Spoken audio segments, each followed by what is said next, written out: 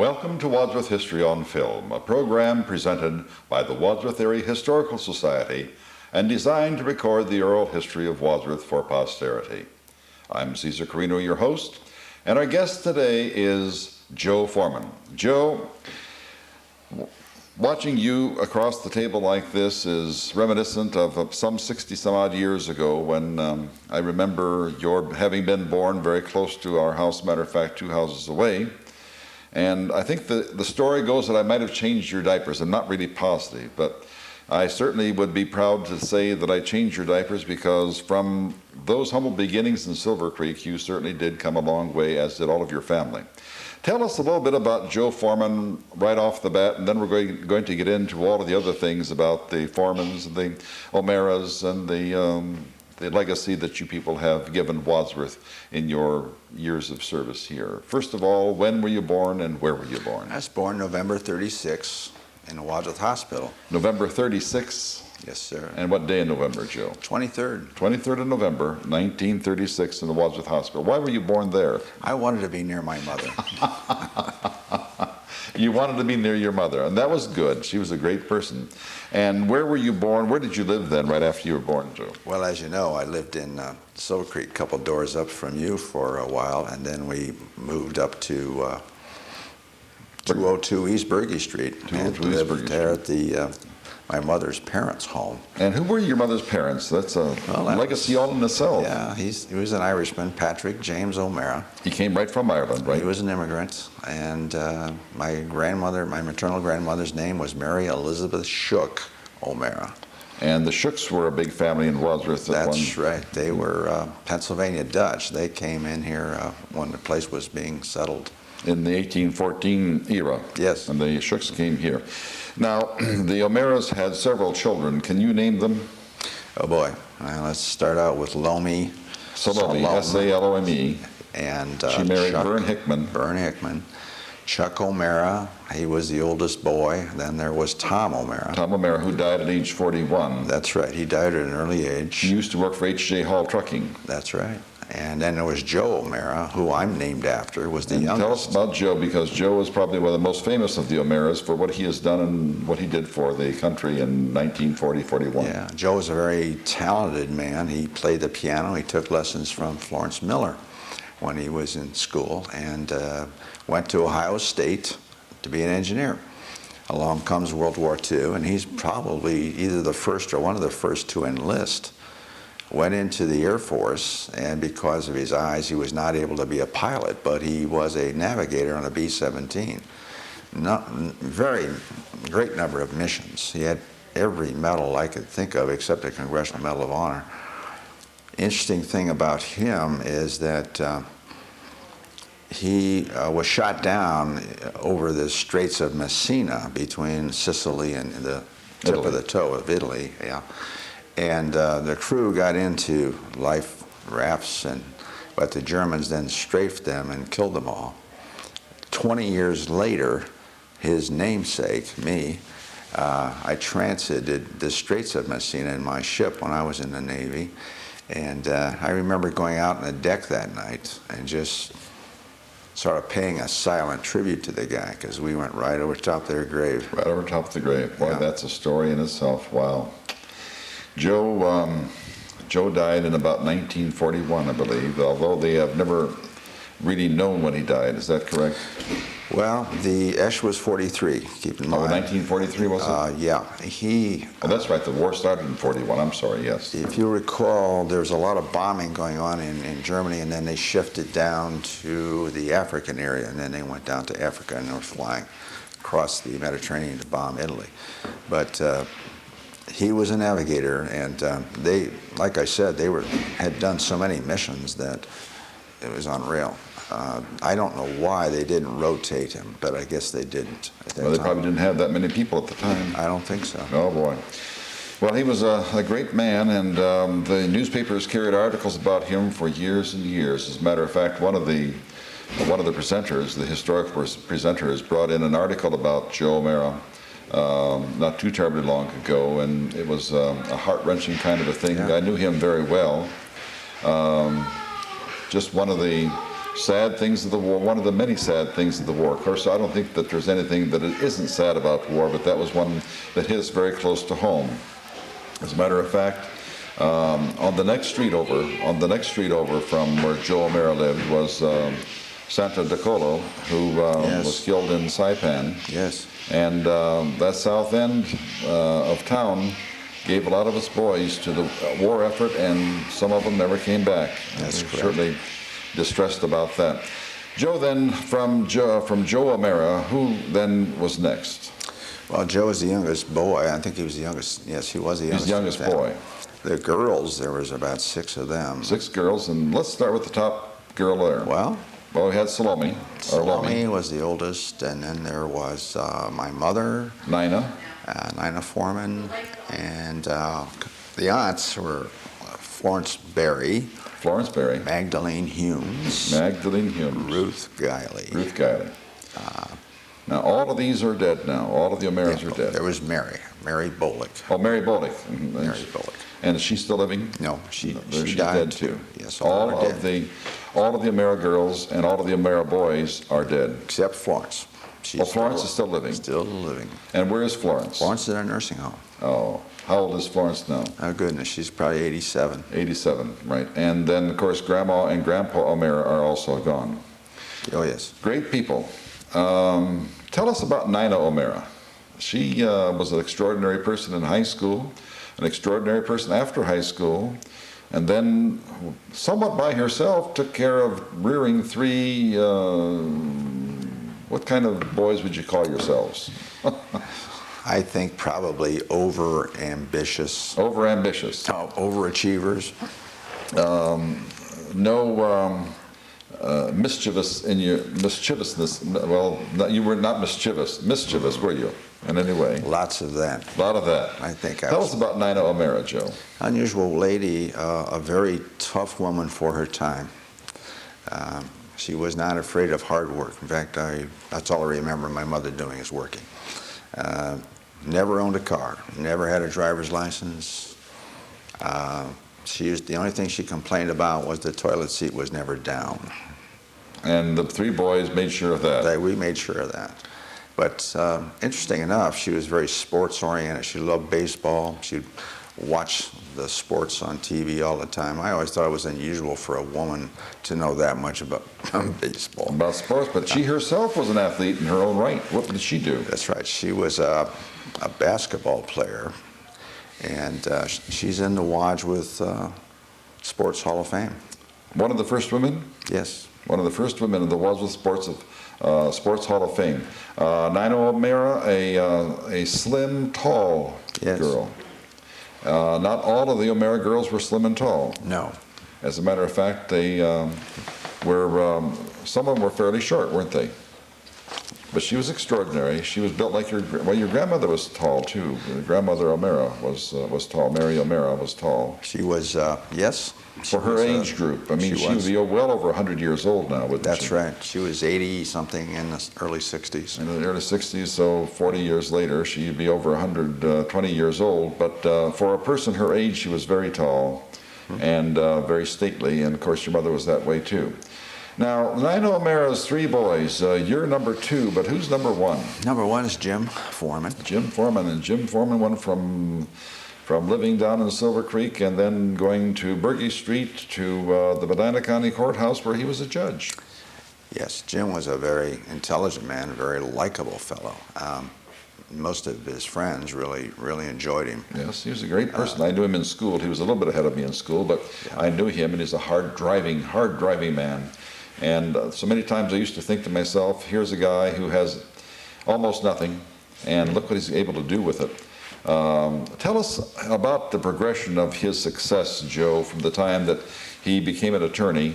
Well, first of all, how did he get to become an attorney? I mean, that was a story in itself. Well, Jim spent a lot of time just with the books. He went to law school right after the Korean War, around 50, as I remember. Right, and that was at he went to the law school at the Ohio State University School of Law. Yes. Jim had been a Navy officer after he'd gotten out of college.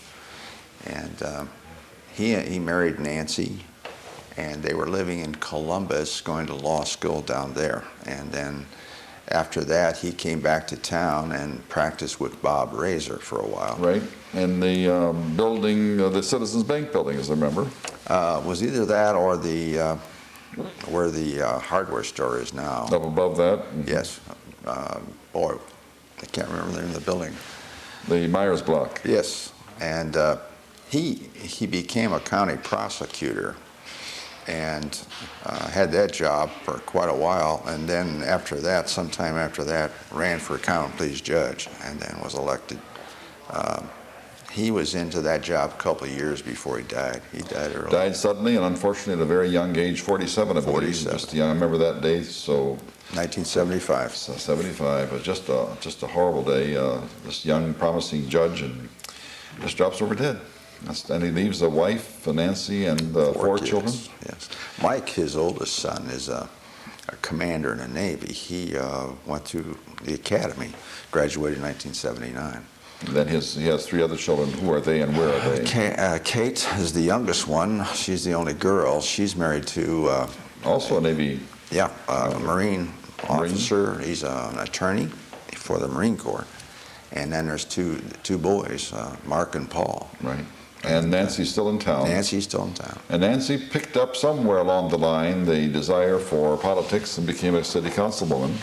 Yes. For a period of time. And where is Nancy now? What is she doing? She's still living on Longview Drive. Still on Longview Yes, Drive. yes. Just a beautiful woman. Enjoying her Beautiful retirement, children. I believe. Well, that's a nice thing to do. If you can live to retirement, it's good to be able to enjoy it. What about boy number two? I think his name was Joseph. Oh. Well, I graduated in 1954 with some marvelous people. Name some of them. Well, the ones I hung around with when I was growing up were Steve Tackus down on Main Street, and I spent a lot of time at Steve's house. He and I were very good friends during those teen years. Art Sykes, a black friend from Walnut Street. Lillian Perdue is Art's aunt. That's right. Lillian's an old friend and still is. Steve Mustrick. Steve later became a doctor. And by the way, Art Sykes had an extremely successful career as a football player and baseball. He was wonderful as a sports person. A very smart guy. He's working right now with the Indianapolis Board of Education out there. And before that, he'd had some marvelous jobs. He has a lot of firsts as a person. The black community in Wadsworth has really produced some extraordinary people. Oh, yes. And we are proud of them, and I hope that they are proud of Wadsworth. Yeah. Because right. we have a tremendous amount of pride for that community. Ran across a chap by the name of Tom Sykes. Tom Sykes. Tom Sykes, retired Air Force. I heard that he was in town.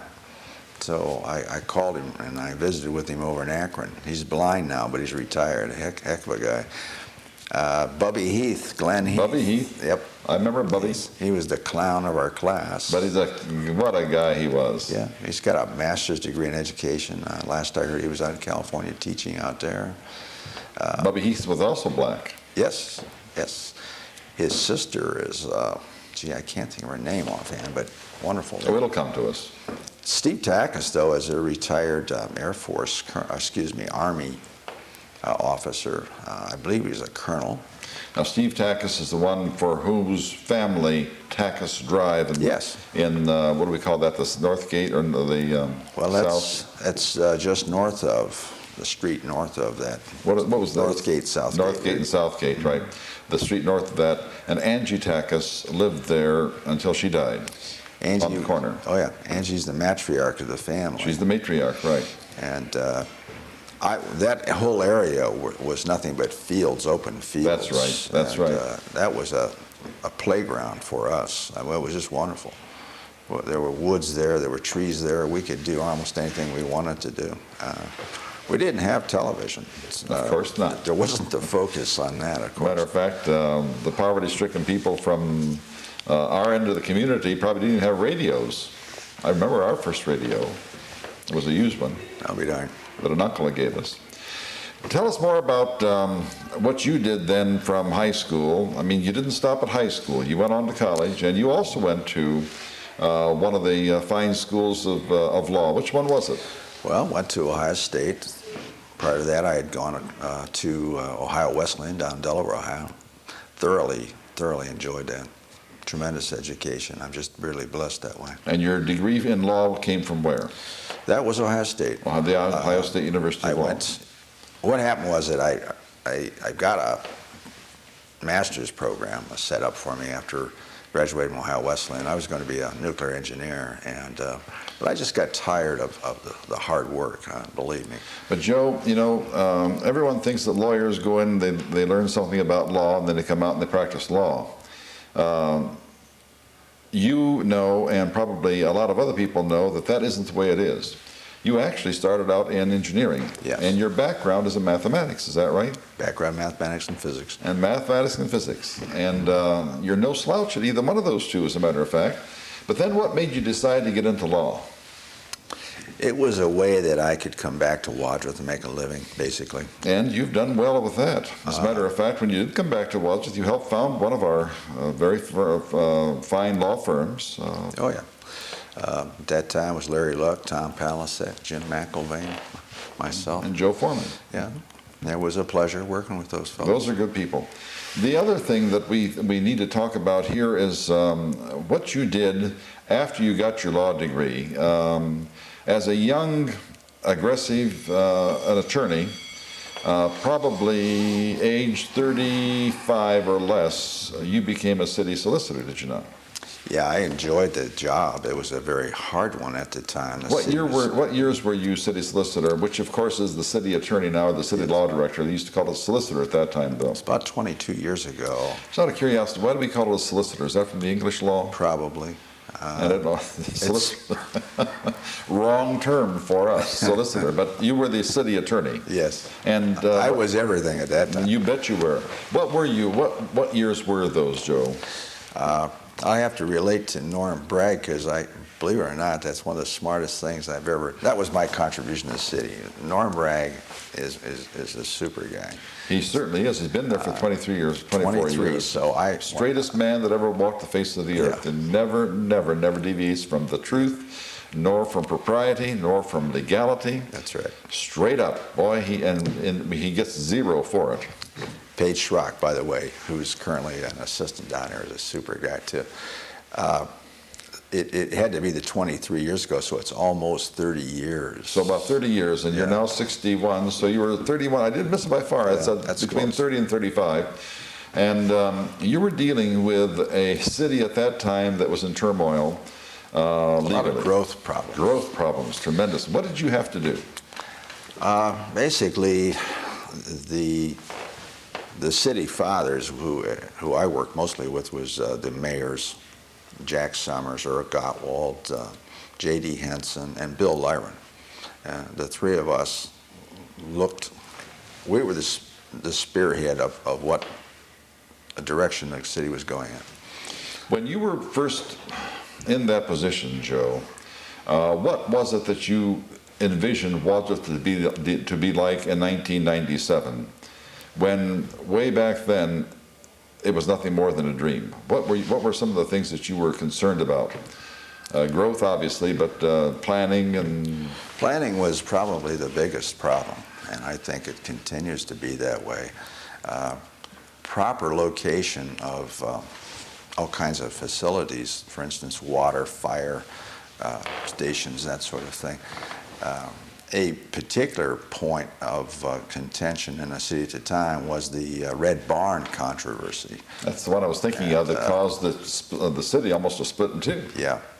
As you know, tell us about that, because we probably have forgotten about it, or many people have forgotten about it now. Alan Ederer from Akron wanted to locate a red barn where the current Ben Franklin is. That's where the Ritzman. Or the Ritzman Center, right? Ritzman Center. The old Kreider Hotel was there at the time. Wanted to tear that down and put this restaurant in there. Well, the Red Barn was very garish, and the attitude was it really didn't fit the ambiance of our downtown area. That's right.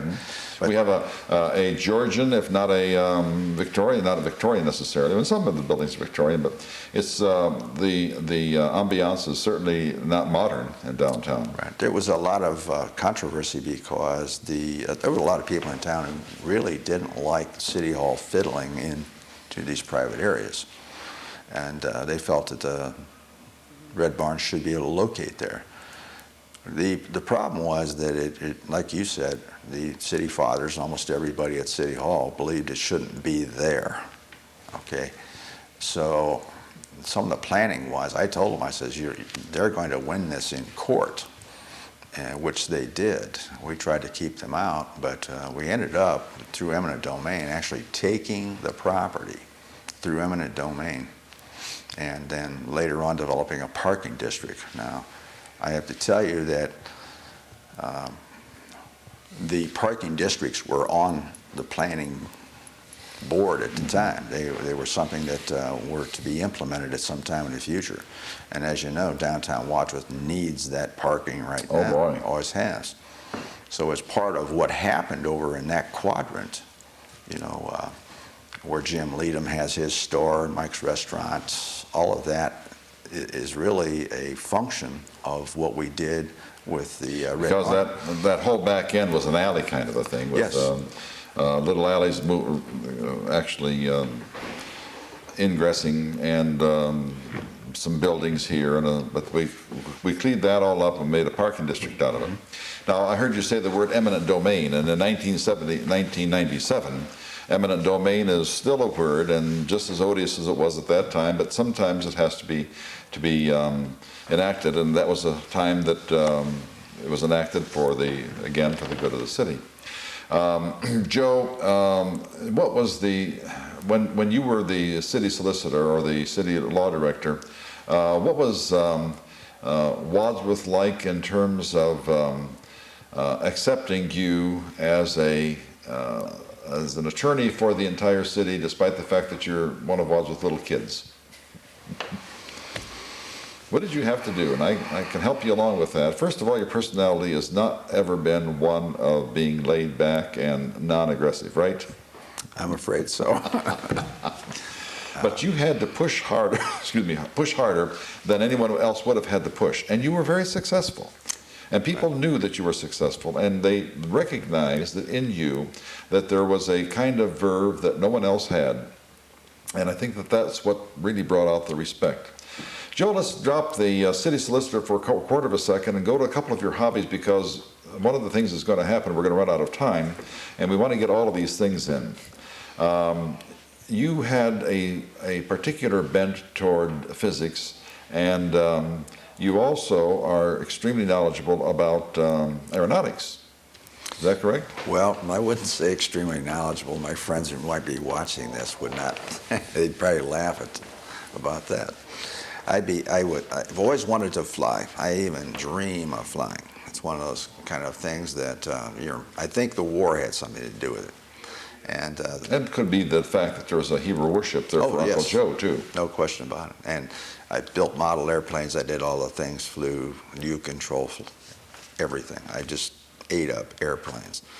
And a glider club moved to Wadsworth, down at the airport. And, of course, I knew most of the guys that founded that airport. They were local prominent fellows around town that you would run across. But anyway, the first time I saw this glider in the air, I said, I'm going to do that. So for about the next 10 years, I ate and slept gliders and sailplanes. And you did that until when? Well, until June of 5th, 1985. What happened then, Joe? I was in a contest at Wellington, Ohio. And the aircraft that I had was a high-performance experimental aircraft. It was a V-tail. You laid down in a huge canopy over top of you. I got some very bad advice from a friend.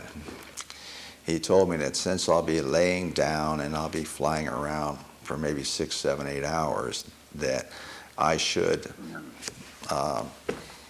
not drink any water. I can understand that. Because you probably don't have a lot of portalets on the... There's no portalets there, but take along some water just in case you get thirsty. Well, this is contrary to good health.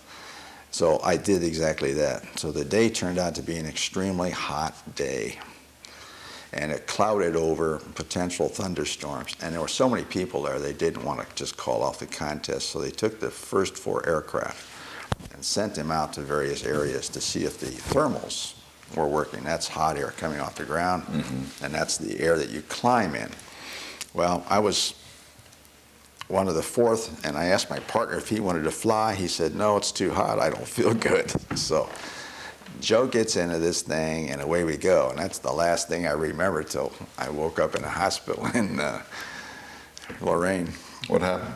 Well, basically what happened is that I was dehydrated, and the aircraft requires, you got to be on top of it. And I was doing fine until the last minute. I did not flare the ship. I didn't pull the stick back the way I should have. And all I can tell you is that because of the lack of water in my system, I was way behind the airplane. And hit the ground, about a 45-degree angle, bounced into the air about 100 feet, rolled over, and smacked into the ground again. Crashed it. Scared the bejeebers out of everybody. I would imagine. It's awesome because, well, you got to remember this aircraft has a 60-foot wingspan. I mean, it's huge. So they got me out of there. Luckily, one of my friends had a radio where he could call the emergency service, and the emergency squad came out, stabilized me. The interesting thing is that if this had happened away from the airport, I wouldn't be sitting here right now. You'd be gone. Yeah. You spent a considerable amount of time in the hospital, did you not? Yeah, I was there almost 7 weeks. 7 weeks. And according to all prognosticators, you were never going to be able to walk again. Well, first they didn't think I was going to live. Okay, we start with that one. And then after I jumped that hurdle, they weren't sure I was going to walk. Broke the legs up, really broke them up. Well, by virtue of the fact that you're breathing and you're thinking, you are, right? So you're living. You came in under your own power this morning, so you're walking. As a matter of fact, you're walking well enough that you can even exercise, and you do anything that you want to do. No one would ever know that you were in an airplane crash. I try to walk correctly, because if you don't, it causes other problems. That's right. But recently, I'm entitled to a handicap sticker, and recently I went to get one. I only use it when I have to walk a long way on. Long ways. But Joe, you know, it doesn't make much difference whether you're in an airplane crash or not. At our age, we all have those aches and pains. So you probably are no farther or but let me ask a question. This is out of curiosity here. Why would you have to lie down in this plane, and how could you see if you're lying down?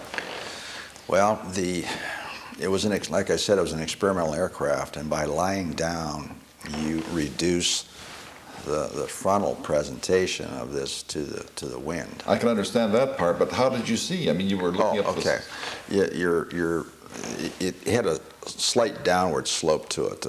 You're kind of lying on on an angle, mm-hmm. and you could see something. I could. Oh yes, the visibility was incredible, because the canopy ran from clear to the back of your head down the end of your feet. Oh, okay. I was thinking your lines, just completely parallel to the bottom of the plane and looking up at the sky, which of course meant that you wouldn't know whether you were going down or up. Coming back to your legal profession, mm-hmm. Where did you start your legal profession here in town, Joe? Well, I started with my brother Jim, and then I wanted to do some things. Chuck Johnson and I became very good friends, and I moved in with Chuck for a while, and then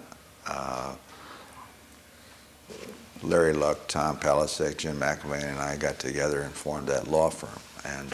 And your first office was where? It was the Citizens Bank building there. Second floor. Second floor, yeah. And then we moved up to, what is it, Liberty Commons. Liberty Commons area.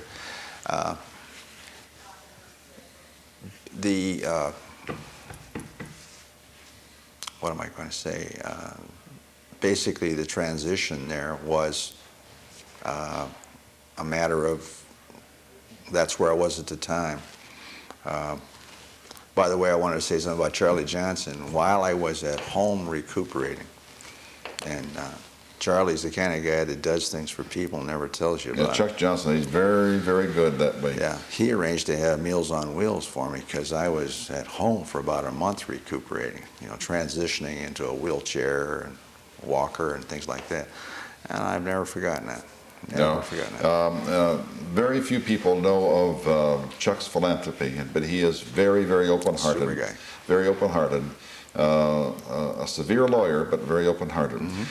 We want to get to other members of your family, but before we do that, how about stopping for a moment to tell us about those beautiful children that you have and what they're doing? I've got 2 kids. Susanna is the oldest. She is a life insurance person over in Stowe, Akron, Cog Falls area, Akron, Canton area also.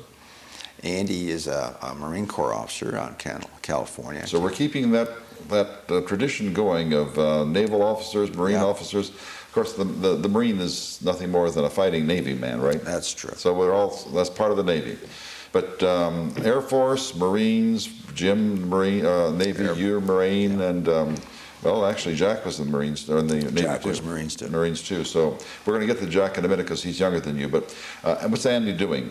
Andy's an officer of a platoon, and his job is getting landing equipment ashore and taking troops ashore, and then moving them around once they get ashore.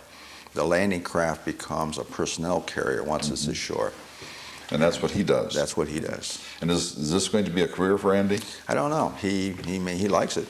He really likes it. All of you people have been very successful as military people. Go to Jack for a minute so we get all 3 boys, and then we're going to put them all together, and we're going to have a little collage here of the Foreman boys. Jack. Jack's born when? Oh, Jack was born a year and a half after me. Oh, incidentally, Jim was born 28 what day? March. March what? Whoops, wait a minute. No, he was September child. September 28, 1928. Something like that. What day? I can't recall. For sake of history, okay, that's good. Can't recall. September of 1928. Then Jack was born. You were born in the 36, and Jack was born July 8th, 1938. 38, July 8th, 1938. So he is 59 years old now, as we speak today. What is Jack doing? And tell us about his educational background too, from the. Well, he graduated from Akron University, civil engineering. That's right, University of Akron, from civil engineering, and he very quickly got involved in 1962. He became involved with the Medina County. That's right. Engineers. He replaced Ralph Granger and became Medina County engineer. Now let's talk about Ralph Granger for just a minute. Ralph Granger was married to Maxine Wagner, and Maxine Wagner was the daughter of Avery Wagner, who was the man who had a threshing machine and went all around threshing many, many years ago. And if we could find some of those people, we'd like to interview them to find out about the threshing people, but I'm not so sure that we can do that. One of the reasons, Joe, and you probably have heard me say this, that the Historical Society is so desirous of having these kinds of interviews is that we want to get the memories while they're still there, because once we're gone, the memories are gone too. So, I understand. And we wanted to get yours because of an outstanding family here. After 1962, that Joe became involved with Medina County Engineers Office. What did he do? Well, Jack. I mean Jack, not Joe. That's okay. You're Joe. Jack spent quite a bit of time there. Jack's one of those Henry Carino kind of guys. He's honest to a fault. Yes, he is. And Jack did a good job. He did an excellent job. And it was a time when Medina County and Wadsworth were small. We're going back 30 years. After a while, Jack was attracted to the more lucrative kind of engineering and went out to Wyoming and West. And because of his background and his managerial skills, he was doing very well. But he wanted to return and settle down. He had a couple jobs offered to him. One was out in Findlay, Ohio. and Findlay Tiffin area out there as a county engineer, and the other one was down in Noble County, and I said, take the one in Noble County. Oh boy, beautiful country down there. Yeah, And he's still there. Yeah, still there. He's still there. He and his wife Joyce are just enjoying themselves down there a great deal. It's a small town. There's 11,000 people in that whole county. Oh, that's great. And you know, he will soon be coming into retirement, and he could that could be a retirement job for him. Now we have from Burgess Street, from Silver Creek to Burgess Street, and from Burgess Street we have 3 young boys reared by their mother, all by herself, and she worked at the match shop during that period of time. Worked at the match, the Wadsworth Lumber Company. Right, and she was a secretary. Secretary. She worked for John Looney, and John's a person you should interview. He's an extremely interesting man. We're trying to get John Looney on the program. Yeah, very super guy. And from those beginnings then, we went from Wadsworth Schools to the Ohio State University for Jim, the Ohio State University for you, and the University of Akron for Jack. And we have a judge, we have a city prosecutor, and of course still an attorney, and we have a county engineer, all from this one mother who had nothing with which to work except her own hands and her own verve, and she gave that all to you. Let's go to another aspect of your life, and that is something that you have done recently in Wadsworth that has really, really helped Wadsworth in terms of its appearance. Could you tell us about a building that you, shall we say, you and some other people built, and where, and what was there, and what did it do for Wadsworth? Well, if you remember, over across from the St. Mark's Church, let's see, that's Pardee and College. Pardee and College. I think it was a Sunoco gas station. No, it was a Pure at one time, years ago, and then it became a Mobile, and then a Sunoco right there. Unfortunately, it went to rack and ruin. Yep. And what was the main problem there? And I think historically, we need to say in 1997, one of the problems with any gas station was that the tanks were underground. The in-ground tanks were a problem, and EPA made us, the Environmental Protection Agency made us take them out in a certain way. It's very expensive. A lot of people were afraid of that to deal with the issue. They thought the investment would be too great. Well, I was able to do some research on it, and I talked to the lady that owned it, and she just wanted to get rid of it. And from doing some research with the EPA, I found out that basically it had cleaned up very well. And so it wasn't a particular problem. And I talked to some folks at Chippewa Valley Bank, and they were very, very helpful in allowing us to finance this. I spent a lot of time with City Planning Commission in determining what you could do with this thing. And again, Bill Lyron was very helpful to me personally in getting this thing done. The city wanted that old gas station. And why did the city want to do that? Tell us about the view that people got of Wadsworth when they came from the west. It looked terrible. It was an absolute jungle. I mean, there were trees growing out of the broken glass. Broken glass all over the place, and then rusted. It was an old metal building, and it was all rusted, and it was nasty. And so you tore it down, tore it all out of there, and you put on a building. And tell us how that building looks, and what was your motivation in building it the way you did? Well, I think my motivation is that I enjoyed the creative aspect of it. It was fun to take a problem and then solve it. I put together a group of guys who were able to finance it and to put a really nice building in. It's a beautiful building. It's one of Wadsworth's prettiest buildings, and it doesn't have the big storefronts. And my wife happens to like those. She's a devotee of early American, and she goes by the building just to look at it because it doesn't have the big storefronts and has those little shoppy windows and that kind of a thing. Well, this lady Vicki Fox, who has the store down on the first floor, you know, it's a Twice Love. Twice Love. Yeah. Put a little advertisement in there for her. She has some really interesting things. They're really interesting people. Then upstairs are 2 apartments, 2 living areas. And if you look downtown, that sort of imitates everything else that's downtown. Yes, it does. And we needed both. We need the space commercially, we needed the space residentially. Absolutely. We need them both. Joe, when you were growing up, you had some jobs in town which really were interesting. Yeah. How about identifying a couple of them for us? I think I've been working since I was age 12. Well, you probably were. Started out as a Beacon Journal newspaper boy.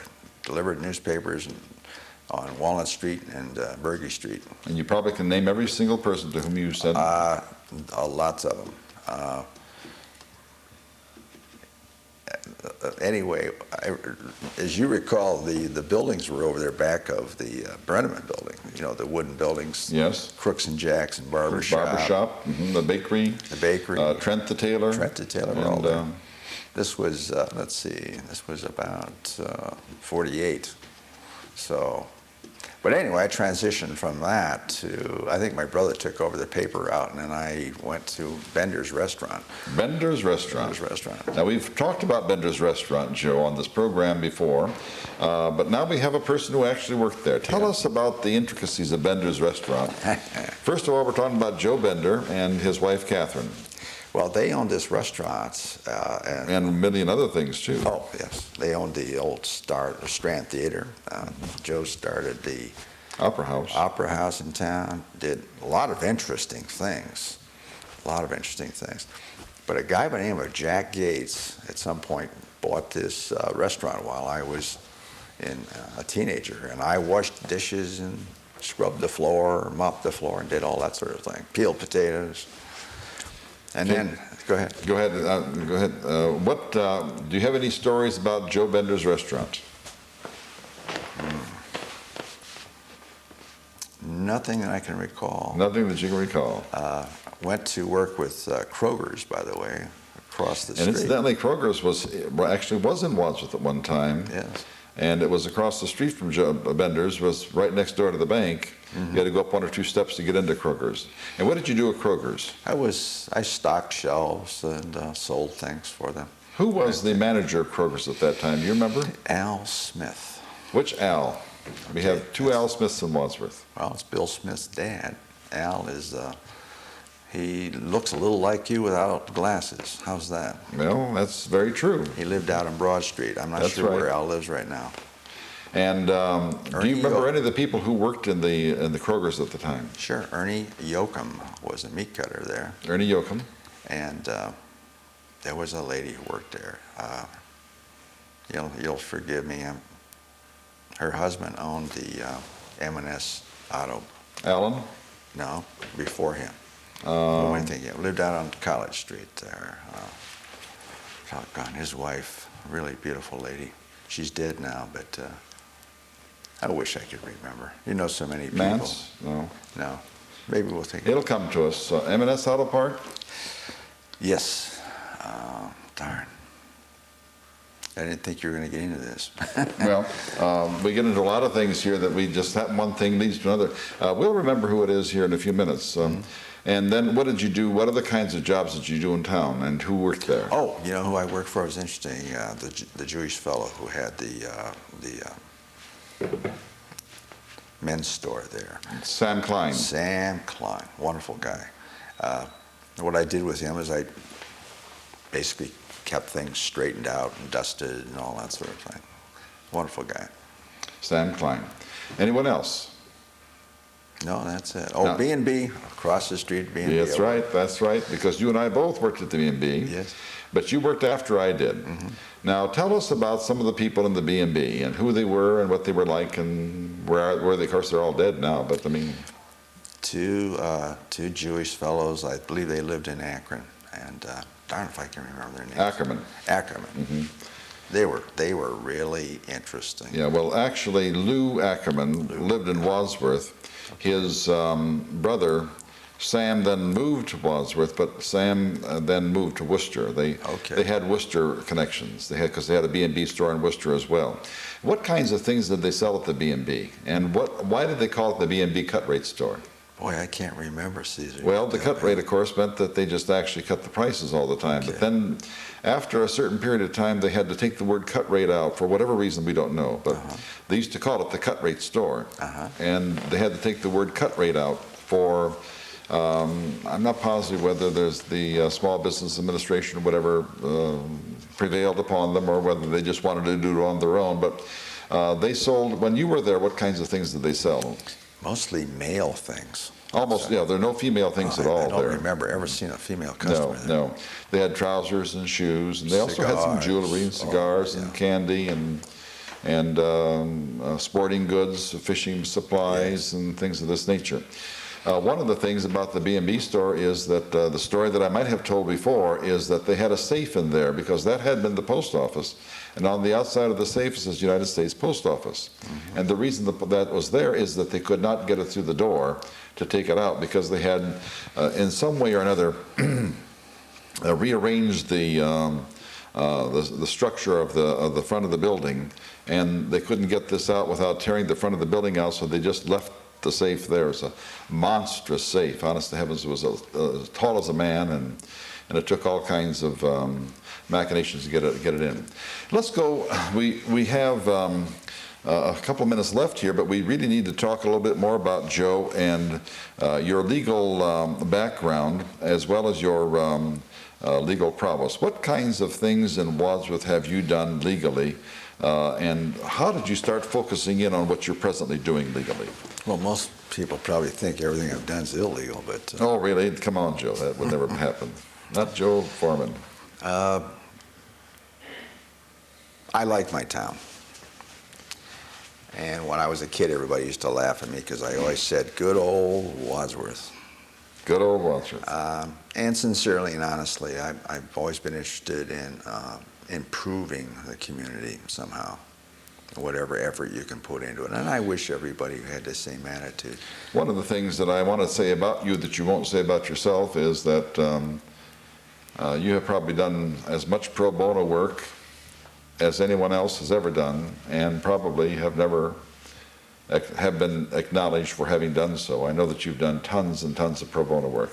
Boy, I'll tell you, being city attorney in those days with what I was paid, that was a lot of... That was pro bono right there. Well, I wasn't thinking about that. I'm thinking about, see, you're clever enough to be able to sneak around this, but we're not going to let you get away with it, Joe, because I think that you need to know that the city of Wadsworth genuinely appreciates the fact that you have taken a lot of the organizations, which are charitable organizations to speak, or at least nonprofit organizations, and have done a lot of work for them. As a matter of fact, you've done probably, I don't know, you probably make more than $5 an hour, but let's say, for instance, that the regular attorney's fees, you probably have done thousands of dollars of work for the Wadsworth Area Historical Society. You're responsible for helping us get the 501c3. You do all of the legal work free of charge. And of course, maybe we're going to start getting a bill now, but you do all of that. But there are other organizations that you have helped also because of your religious fervor. What other kinds of things do you do in terms of helping? And if you're embarrassed about this, maybe I'll help you along because I know what they are. But you recently have been helping some young people get started in the missionary group, and they happen to be of a faith different from yours, but that doesn't make any difference to you. Could you tell us a little bit about those kinds of things that you believe in? Also, we need to have you tell us about your involvement in the bereavement area that you've been, death and dying, those courses that you've been teaching and so forth. Tell us about those kinds of things. Well, you run across people who are in need. There's a young man by the name of Jeremy Gott, who is just a tremendous young man. He and his wife, who's a beautiful young woman, have decided to go to Chicago, places like Chicago, and work with the poverty-stricken people there and devote his life to it. And they happen to be members of the Christian Missionary Alliance. And I got to know Jeremy and got involved with what he's doing. And I wrote letters to various people that I know would be very interested in helping him. As far as bereavement is concerned, there's few times in life when you really need a friend. I think one of them's when you're dying. And we tend to be very confused about dying. We don't know what to do. Well, most people need some affirmation, particularly about the next life, that there really is something out there. And they need that. Caesar, I found that the most Christian thing you can do for anybody, in my opinion, is just listen to them. You don't have to be real fancy. You don't have to be a saint. You don't have to, saint in the sense that you create miracles. I don't think you need to do that. Biggest miracle is that somebody has a feeling that their life's important. And somebody's listening to them. And there's a lot of folks out there that have never been listened to. Do you teach a course in death and dying too? I did. I think my aircraft crash and the experiences I went through in recovering taught me a lot about where people are at when they're sick, and they're really sick. There's a lot of confusion. There are times you can't pray for yourself. You can't pray at all. You need to be lifted up and kept lifted up by other people. And I was quite impressed by the fact that there were a lot of folks that I knew, particularly from the courthouses, a lot of friends around town that were constantly, there behind me. And I really count that as the reason I'm sitting here today. Well, that's very true, and certainly you have been very helpful in getting other people to get through those times as well. What about other kinds of things that you have done within the community? And again, if you're embarrassed about talking about yourself, I'll try to help you along, but the types of people whom you have helped whom no one else wants to help. I mean, the indigents and I'm a little selective about that. I don't think you just take on any cause. There's certain people that will respond to your help. The others are not exactly going to follow through. They're not going to cure themselves, so to speak. Being an attorney, I've dealt with a lot of people who have alcohol, drug-related problems, and also mentally ill people. And they're not fun to deal with. I don't want to pat myself in the back because there are plenty of times I've gotten turned off too, and I think it's pretty normal to get turned off and walk away. But a lot of times you realize that that person is there in front of you for a special reason. And you can't exactly ignore what's going on. There's some kind of divine intervention going on, in my opinion, that you have the ability to help them. You got a word for them. Let's do it. And that's what you do. Your law practice at the present time is one that you have selected or elected to do somewhat by yourself. Are you working with anyone at all right now? No. And why do you like to work by yourself? I think that's a good story. Well, probably a lot of people would say that he needs to be by himself. Well, why would you say that, Joe? Well, there are plenty of times when I'm not exactly the easiest to get along with. There are times when I want things done in a certain way. And they're going to be done that way. They're going to be done that way. But it has nothing to do with the fact that you want the turf. It's the fact that you believe that this is what is going to be good for the human being with whom you're working. And you cannot be constrained by something that might frustrate that. Is that what you're saying? Yes. Yes. Where is your office? That's a kind way of saying it. It's a kind way of saying it. Your office right now is where, Joe? I'm downtown. Downtown where? Just west of the Wadsworth Auto Parts store there behind that restaurant. I don't even know the name of it. It used to be the old Brenneman building. Right. My office sits back there from the street, 122 Broad. Do you remember the diner it used to be? Shirley. Okay. That's exactly where it is. This house at one time sat out front on Broad Street. That's right. They moved it back, and it used to be wood, now it's brick. Yes. Right. And Susie Smith used to live there. And, is that right? Mary Lou Smith used to live there. Yeah. And they're, of course, they're still in Wadsworth. Well, Susie's still in Wadsworth. Susie Allen. Still in Wadsworth. Joe, let's go back to the Foreman, the O'Mearas once again for a few minutes. Tell us who the cousins are in Wadsworth now from all of the Foremans so that we can have a relationship here. I'm from all the O'Meras, I'm sorry. Ooh, wow, most of them are gone. Well, the ones who are still around. You still have some Baileys. Okay, there's Carla Micah, M-I-K-A. She's a daughter of Mary Bolick. Bolick, I don't mean Bailey. She's the only cousin that I have in the area right now.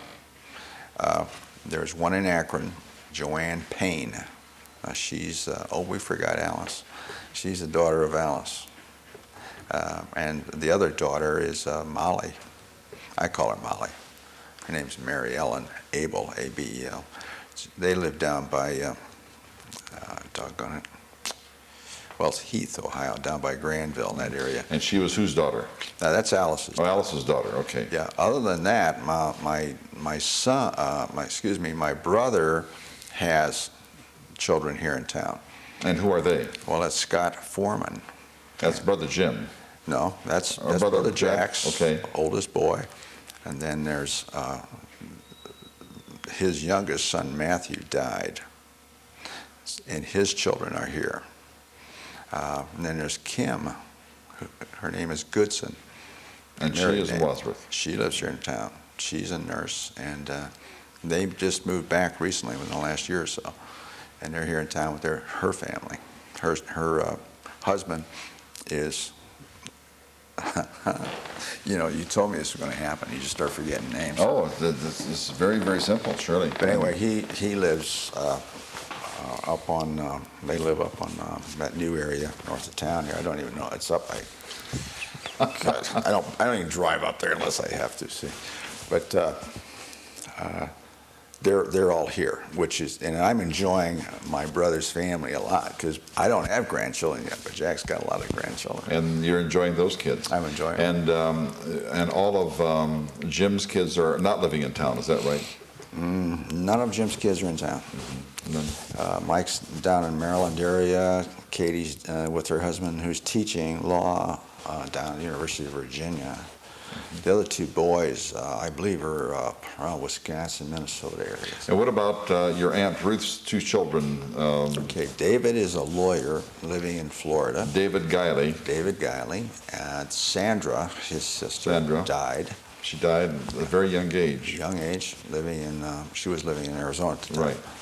Now, Dale Guiley, I'm sorry. Dale Guiley was David's uncle. David Guiley's uncle is Dale Guiley, who was with Alan Hartzell for many, many years. Yes. That's correct. And Dale's father, however, is, or David's father is Louis Guiley, Louis Guiley. Louis had a gas station downtown. That's right. And before that, he drove a milk truck or something like that many, many years ago. So the relationships here, I was trying to get all these relationships. Okay. Joe, we have a couple more minutes left here, but we have to hit something very hard. Your own personal involvement in the community is legion. There's no question about that. As you reflect on your 61 years, or 62, what is it, 36? 61 November. 61 in November. 61 years of life. You came from, and I say this with a great deal of respect, you came from zero. And then went up to maybe -0, and then came back to 0, and then you came all the way to this very, very high plateau of professionalism with two brothers doing the same kind of thing. And you've given your mother all the credit, and certainly she deserves every bit of it. What do you say about Wadsworth that helped you to get where you are today? Three things. One, was it merely the fact that 1/3 of the population in Wadsworth lived in the South End anyway, and they were good people? Two, was it that the city of Wadsworth permitted anyone to do anything that people wanted to do? Or three, what combination of the two of those? Well, what would you say? You're very analytical. Well, I think basically the school system and the teachers that we had picked up on whatever child was. Did it make a bit of difference who you were?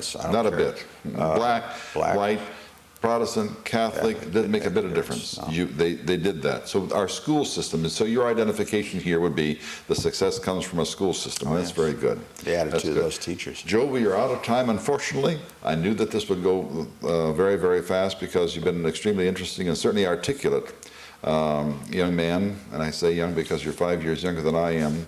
And we are certainly pleased to have had you here and certainly pleased to have had the Foreman boys as part of the legacy which is Wadsworth. Thank you again, Joe. You're welcome.